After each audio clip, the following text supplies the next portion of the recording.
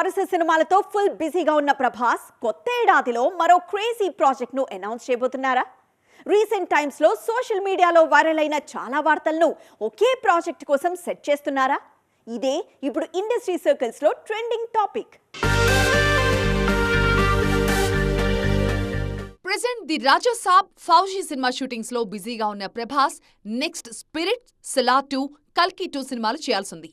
ఈ ప్రాజెక్టులు పూర్తవడానికి ఇంకా 2-3 ఏళ్ల టైం ఈజీగా పడుతుంది. ఇంత బిజీలోనూ మరో క్రేజీ కాంబో లైన్లో పెడుతున్నారంట డార్లింగ్ ప్రభాస్. కొద్ది రోజులుగా ప్రశాంత్ వర్మతో ప్రభాస్ సినిమా అన్న ప్రచారం గట్టిగా జరుగుతోంది. రీసెంట్ గా కన్నడ హీరో రిషబ్ కథతో డార్లింగ్ చేయబోతున్నారన్న న్యూస్ వైరల్ అయింది. ఈ 2 వార్తలు ఒక్క ప్రాజెక్ట్ గురించే అన్నది నయా అప్డేట్. రిషబ్ కథతో తెరకెక్కించబోయే సినిమాని ప్రశాంత్ వర్మ డైరెక్ట్ చేయబోతున్నారన్నది లేటెస్ట్ న్యూస్.